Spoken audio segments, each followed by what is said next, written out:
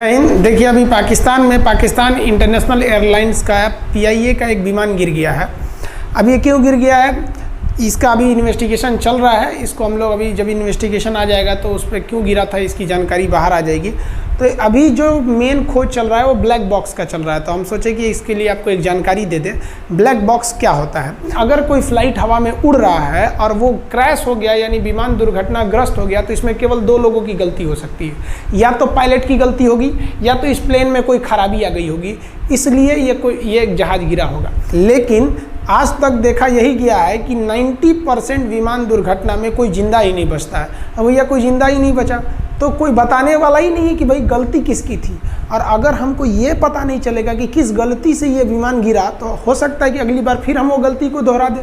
तो इससे बचने के लिए एक इसमें मशीन लगाई गई, उस मशीन का नाम है ब्लैक बॉक्स।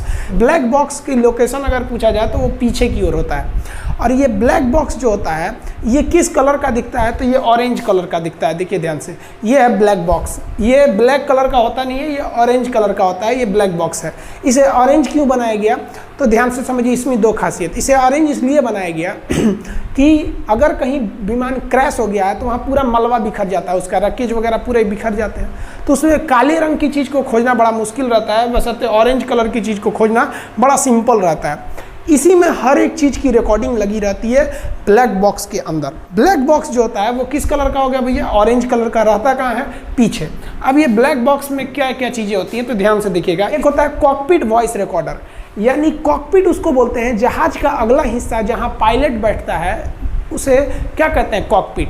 तो कॉकपिट में कौन कौन सी वॉइस चल रही थी, यानी रेडियो पर पायलट ATC यानी एयर ट्रैफिक कंट्रोलर से क्या बात कर रहा था, उसके माइक्रोफोन में कौन कौन सी आवाज़ें आ रही थी, वो सबको रिकॉर्ड कर लेगा। दोनों पायलट आपस में क्या बात कर रहे थे, एयर होस्टेस से क्या बात कर रहे थे, तो ये पूरा वॉइस को रिकॉर्ड करता है कि पायलट क्या कर रहा था। उसी को शॉर्टकट में CVR कहते हैं, कॉकपिट वॉइस रिकॉर्डर। इससे ये पता चलती है कि कहीं से जरा पायलट ने तो कोई गलती नहीं किया। दूसरा होता है फ्लाइट डाटा रिकॉर्डर, कि फ्लाइट जिसको हम कहते हैं FDR, फ्लाइट डाटा रिकॉर्डर। ये पूरे जहाज की इंफॉर्मेशन को रखे रहता है कि जहाज में क्या हो रहा था। अब जहाज में ये लगभग 80 डाटा को स्टोर करके रखता है। 80 पैरामीटर्स को ये अपने आप में स्टोर करता है। ये तो केवल आवाज़ को रिकॉर्ड करता है कि पायलट क्या कर रहा था। अब आप कहिएगा कि ये 80 पैरामीटर्स क्या होते हैं, तो ध्यान से देखिए 80 पैरामीटर्स में क्या होंगे।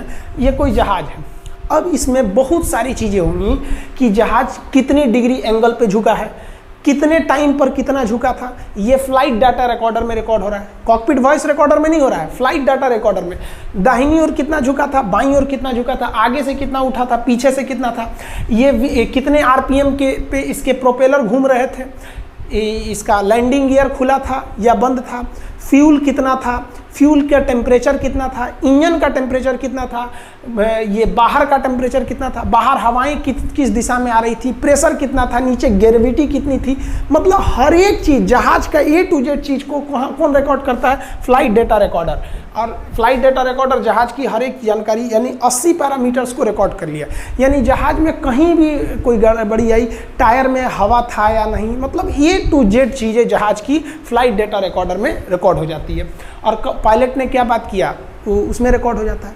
और जब भी कभी विमान क्रैश करता है तो उसकी घटना की जानकारी किससे होती है, ब्लैक बॉक्स से होती है। जिस तरह से कोई आदमी कैसे मरा है इसको जानने के लिए हम पोस्टमार्टम करते हैं। तो आप समझ जाइए कि ये जहाज़ों का क्या है, पोस्टमार्टम।